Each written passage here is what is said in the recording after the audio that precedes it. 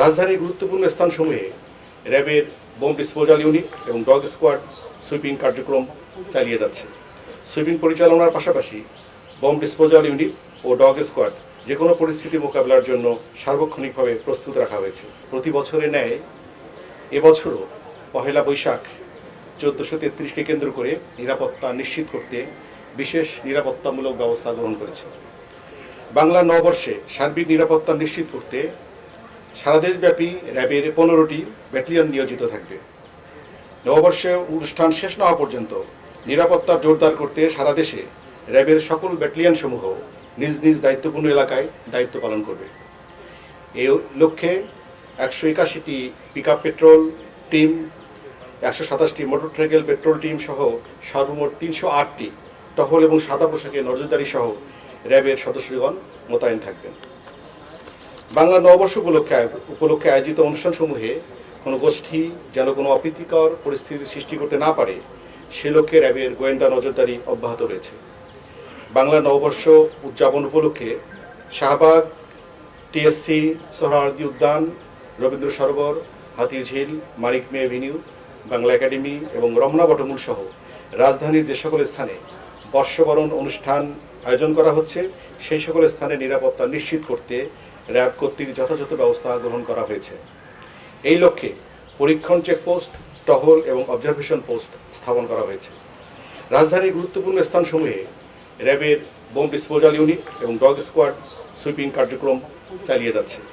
Sweeping পরিচালনার পাশাপাশি bomb disposal unit ও dog squad যে কোনো পরিস্থিতি মোকাবেলার জন্য সার্বক্ষণিকভাবে প্রস্তুত রাখা হয়েছে। সারা দেশব্যাপী নববর্ষ উদযাপন উপলক্ষে অনুষ্ঠান চলাকালীন সার্বিক নিরাপত্তার জন্য থাকবে র্যাবের control room, foot petrol, motorcycle petrol, checkpost এবং সিসিটিভি মনিটরিং ব্যবস্থা। এছাড়া যে কোনো পরিস্থিতি মোকাবেলায় সার্বক্ষণিক প্রয়োজনীয় সংখ্যক রিজার্ভ ফোর্স রাখা হয়েছে। যে কোনো ধরনের নাশকতা এবং হামলার মোকাবেলায় র্যাব স্পেশাল কমান্ডো ফোর্স প্রস্তুত রাখা হয়েছে। ব্যাটালিয়নসমূহ নিজ নিজ কন্ট্রোল রুমের মাধ্যমে স্থানীয় জনপ্রতিনিধি এবং আইনশৃঙ্খলা বাহিনীর সাথে সমন্বয় করে দায়িত্ব পালন করছে।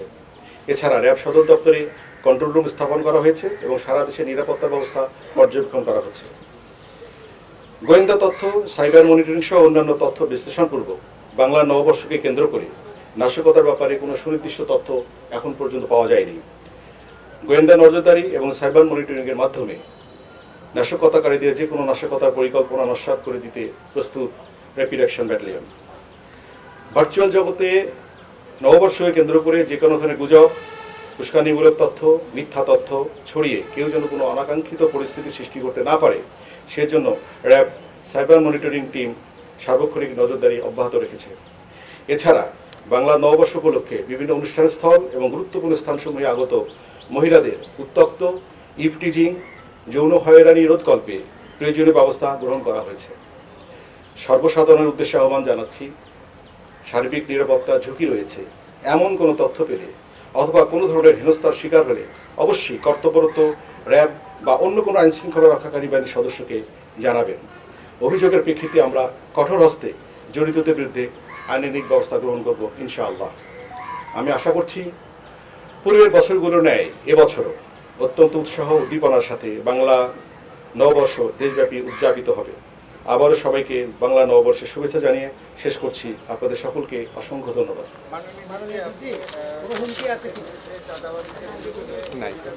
আপাতত আমি নিজে আপনার জবাব নিচ্ছি, আপাতত আমরা কোনো হুমকি বোধ করছি না।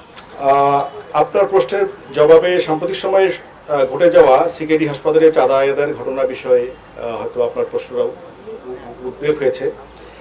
রাজধানীর সামরিক centre for kidney disease and urology CKD হাসপাতালে চাঁদার দাবির ঘটনায় র্যাবের যৌথ অভিযানে র্যাব 2, 4 এবং 6 এবং র্যাব সদর দপ্তরের গোয়েন্দা শাখা সহযোগিতায় অভিযুক্ত প্রধান আসামি সহ 7 জনকে গ্রেপ্তার করেছে।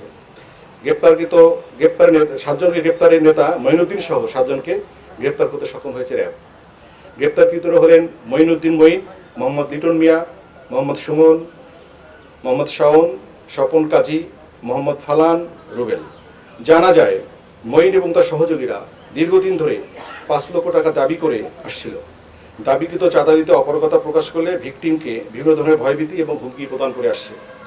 গত 10 এপ্রিল শেরেবাংলা নগর থানাধীন শ্যামলী 3 নম্বর রোডের বাসার সামনে এসে দরজা খুলতে বলে। ভিকটিম এর স্ত্রী দরজা খুলে দিলে প্রধান অভিযুক্ত আসামি মঈন তার কাছ থেকে 5 লক্ষ টাকা দাবি করেন। চাঁদা না দিলে তারা বিভিন্ন ধরনের ক্ষয়ক্ষতি করার হুমকি প্রদান করেন। পরবর্তীতে টাকা দিতে অস্বীকার করলে উচ্ছৃঙ্খল জনতা সহ বিশৃঙ্খলা সৃষ্টির চেষ্টা করে। তারা হাসপাতালের সামনে অবস্থান করে উচ্ছৃঙ্খল আচরণ করে, উচ্চস্বরে স্লোগান, চাঁদাবাজি, গালাগালি এবং পরিবেশকে অস্থিতিশীল করার অপচেষ্টা চালায়। উক্ত ঘটনায় সামাজিক যোগাযোগ মাধ্যম এবং প্রিন্ট মিডিয়ায় চাঞ্চল্যের সৃষ্টি হয়। বিষয়টি আমলে নিয়ে দ্রুততার সঙ্গে এই অভিযুক্ত ব্যক্তিদের গ্রেপ্তারের জন্য তৎপরতা চালাই এবং আমরা আজকে পুরো টিম গ্রেপ্তার করতে সক্ষম হই। শোনেন, আমি বলি আপনাকে, দায় এড়ানো বা দায় শোল্ডার করার বড় বিষয় নয়। ঘটনা ঘটলে আমরা কাজ করছি কিনা এটা একটা বিষয়। সব দায় আমি নেব কেন? সব দায় কি আমারই থাকবে? 18টা যার মামলা, তার দায় কি শুধু পুলিশ নেবে বা র্যাব নেবে? এটা কি এই প্রশ্ন তো জবাব আপনি আমার কাছে খুঁজলে হবে না। আমি দায় নেব না। আমার কাজ হচ্ছে যখন অপরাধ করবো না, আমি অপরাধী পেয়ে যাবো, তখন আমি তাকে গ্রেফতার করবো। যার বিরুদ্ধে 18টা মামলা, সে কিভাবে বাইরে থাকলো সেই প্রশ্ন আপনি তাদেরকে করেন, তাহলে মনে হয় প্রশ্ন সঠিক জবাব পাবেন। ধন্যবাদ। নেক্সট। কোন আটক তো দিতেই হচ্ছে। 18টা মামলা মানে কি? তার মধ্যে সে আটক হয়েছে বলে তো 18টা মামলা তার আছে। এটাই তো বোঝা যায় কতবার সে আটক হয়েছে।